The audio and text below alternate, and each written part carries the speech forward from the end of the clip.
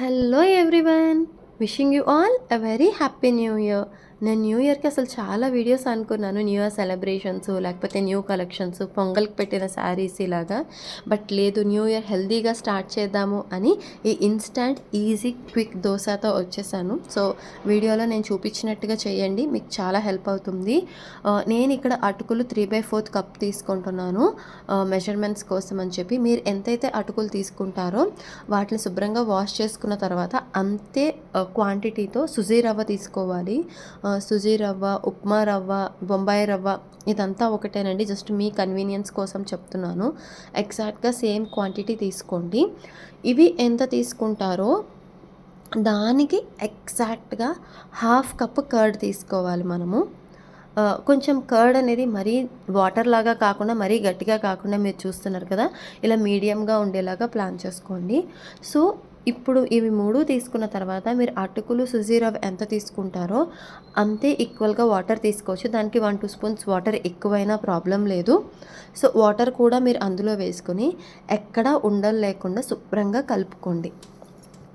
అంతేనండి, దీనికి ఎటువంటి బేకింగ్ సోడా కానీ అవి కానీ ఏమీ అవసరం లేదండి.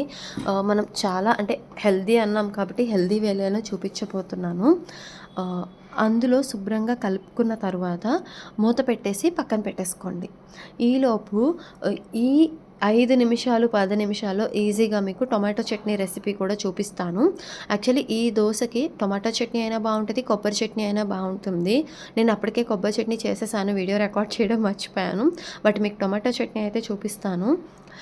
సో నేను నా టేస్ట్ కొంచెం అంటే లైక్ మా కారం కొంచెం తక్కువ తింటాం కాబట్టి 2 గ్రీన్ చిల్లీ వేసుకుంటున్నాను.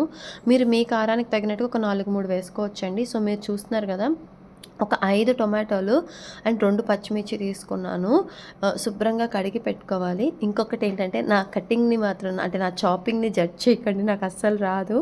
యాక్చువల్లీ నేను పెళ్ళి తర్వాతే నేర్చుకున్నాను. ఇప్పటికీ నాకు కుకింగ్లో ఏదైనా టైం పడుతుంది అంటే ఈ చాపింగే. అందుకే ఎక్కువ చూపించను, మొత్తం వీడియో లెంత్ అంతా చాపింగ్లో అయిపోతుంది అని చెప్పి.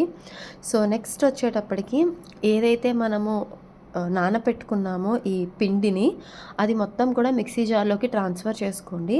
ట్రాన్స్ఫర్ చేసుకొని కొంచెం సాల్ట్ కలుపుకొని, వాటరు అస్సలు అవసరం లేదండి, మిక్సీ చేసేయండి. ఒకవేళ మీకు మరీ పిండి గట్టిగా అనిపిస్తే జస్ట్ 1-2 స్పూన్స్ వాటర్ మాత్రమే యాడ్ చేయండి.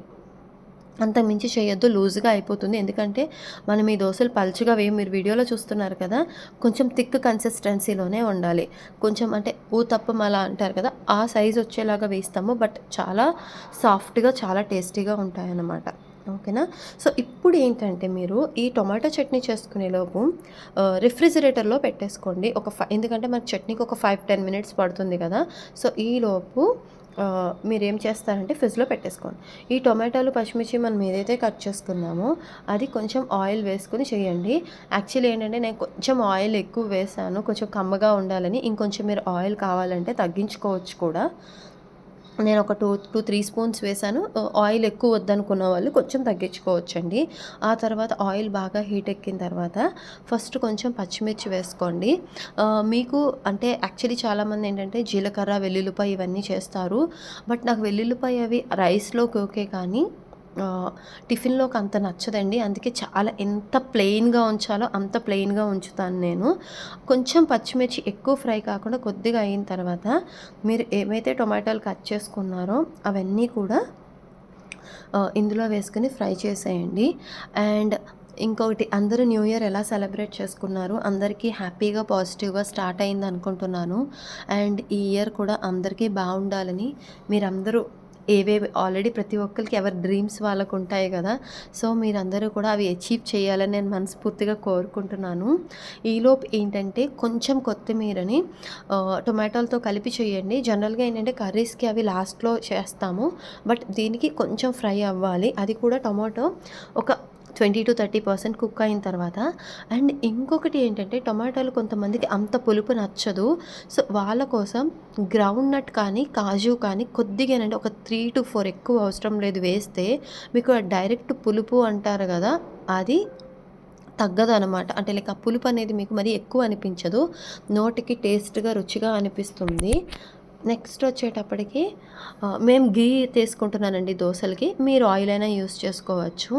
సో, మీకు వీడియోలో చూపిస్తున్నట్టుగా గీ కొంచెం హీట్ ఎక్కిన తర్వాత దోసని ఇలా మందంగానే పెట్టుకోవాలి. అండ్ ఇది మరీ హైలో పెట్టకూడదండి. మీడియంలో పెట్టుకొని దీని మీద మూత పెట్టుకొని ఒక 1-2 మినిట్స్ అయిన తరువాత మూత తీసుకోవచ్చండి. ఈ కడాయి ఏదైతే మీరు చూస్తున్నారో ఈ దోస వేసిన పాన్ రీసెంట్‌గా నేను ఆల్రెడీ షార్ట్ కూడా పోస్ట్ చేశాను. నేను అమెజాన్‌లో తీసుకున్నాను. ఇది కాస్ట్ అయర్న్‌దనమాట. ఎవరికైనా కావాలి అంటే గనక నాకు కామెంట్ సెక్షన్‌లో కామెంట్ చేయండి. లేదు డీటెయిల్స్ కావాలంటే మన షార్ట్‌లో కూడా ఉన్నాయి. వీడియో షార్ట్‌లో వెళ్లి చూడొచ్చు మీరు. సో 2 మినిట్స్ తర్వాత చూస్తున్నారు కదా! ఇలాగొస్తుంది. అప్పుడు మీరు దీన్ని టర్న్ చేసేయొచ్చు.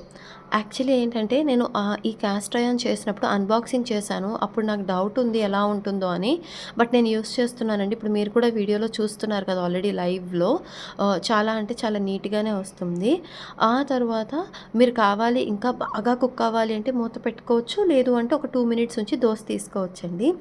ఇప్పుడు ఆల్రెడీ మీరు టొమాటోలు బాగా మగ్గించుకొని ఉంటారు కదా! అవి చల్లారిన తర్వాత మీకు వీడియోలో చూపిస్తున్నట్టుగా చట్నీ సాల్ట్ యాడ్ చేసి చట్నీ చేసుకోవడమేనండి. అంతే. ఇది చాలా సింపుల్, చాలా ఈజీ. ఆహ్, మీకు ఇంకా ఇలాంటి హెల్తీ రెసిపీస్ కావాలి అంటే గనుక డెఫినెట్‌గా మన ఛానల్‌ని సబ్స్క్రైబ్ చేసుకోండి. నేను ఇందాక కొబ్బరి చట్నీ ఆల్రెడీ చేసి పెట్టాను అన్నాను కదా! సో, నెక్స్ట్ టైమ్ అది కూడా నేను చేసి చూపిస్తాను. మీ అందరికీ వీడియో నచ్చిందనుకుంటున్నాను. Take care. బాయ్.